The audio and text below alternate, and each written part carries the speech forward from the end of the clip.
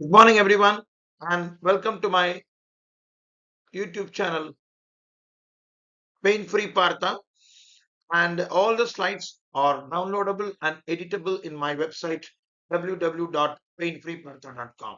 So, our aim is to give some videos about fourth paper MD anesthesia recent advances. These videos may become obsolete after 10 years. That is not my headache. So today we need some touch about recent concepts. So the problem here is, can we give any opioid analgesia without the so-called dangerous respiratory depression of morphine? And we have answers in the name of Olceridine.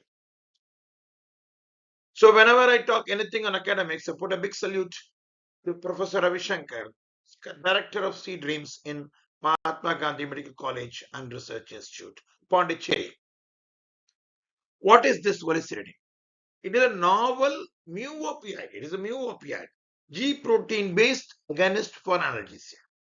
It is biased, provides analgesia with reduced respiratory depression when compared to morphine. There is a lower incidence of nausea, vomiting, and opioid related side effects. It is approved for moderate and severe acute pain management. Useful in perioperative analgesia. So what is this? It is a novel mu receptor opioid agonist. So it acts like morphine, but it decreased respiratory depression, less nausea, vomiting. This is our Olceridine. Okay, this we should keep in mind. If in an exam, if you ask, don't write as Olceridine is a new local anesthetic. So I have already told how is Olceridine different. This is binds to opioid receptors, G protein pathway analgesia. So this is preferably or biased towards G protein pathway, and beta arrestin pathway is not there. So that is why decreased respiratory, nausea, vomiting is decreased, sedation, constipation are decreased. Yes, we should understand that respiratory depression can occur still, and it is not completely absent because it is beta arrestin pathway is less with Olceridine. That is the basic difference between morphine and Olceridine. Yes, I have told again, mu agonist, G protein bias, respiratory depression is higher, lower, nausea vomiting is, but the difference is cost is lower, it is very high. Now we need to give 1.5 milligrams IV intravenously. Supplemental dose may be every hour 0.75, starting 1 hour after the initial dose. And to fentanyl. Maximum single dose is 3 and maximum daily dose is 9 times that, 27 milligrams. So 1.5, 1.5, 1.5 you give, then only 0.75. That doesn't come to 24 hours 0.75. That doesn't come to hardly 20 milligrams. So the maximum daily dose is 27 milligrams. So 1.5 daily IV followed by 0.75 IV every hour or as needed. Patient control analgesia, yes. We can demand dose maybe 0.35, 0.4, a 6-minute lockout. Consider a demand dose of 0.5.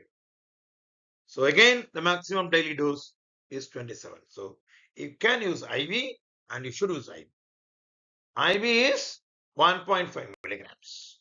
If you are going for PCA, demand dose 0.5 and recommended demand dose may be around 0.35.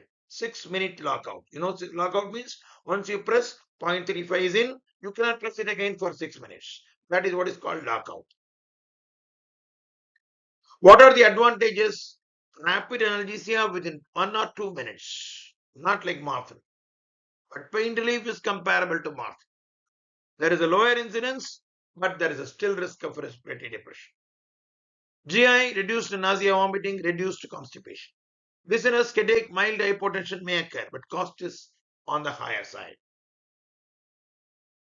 Now we go to clinical settings. Okay, which clinical setting I want this? Olceridine. Maybe the cost is 10,000 or 5,000 instead of morphine's 50 rupees. Obese post-operative depression. So there we get opioid-induced respiratory depression. We don't want this.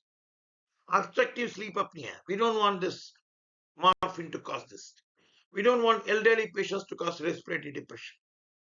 So there is a definite history of PONV. You need fast track, rapid recovery, early mobilization, as I said. These are the clinical settings in which you can prefer Olceridine. Now we have a clinical example. Patient is 65-year-old obese male with obstructive sleep apnea. Going lab coli. This is not uncommon. Needs good post-op pain relief. High risk of opioid-induced respiratory depression because obese, obstructive sleep apnea, laparoscopic. So it provides effective analgesia, less respiratory depression, less sedation, less PONV. All these things are less. So this is a clinical example in which we can use Olceridine. For example, 1.5 milligrams IV at the start, 0.75 milligrams every hour. So what is the take-home message?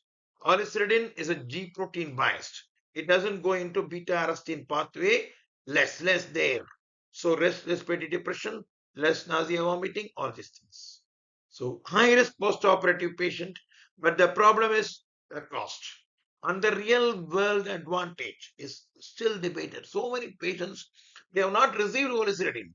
Thousands and thousands of lakhs of patients have received fentanyl, but still this drug is not being used. So real world advantage is still debatable.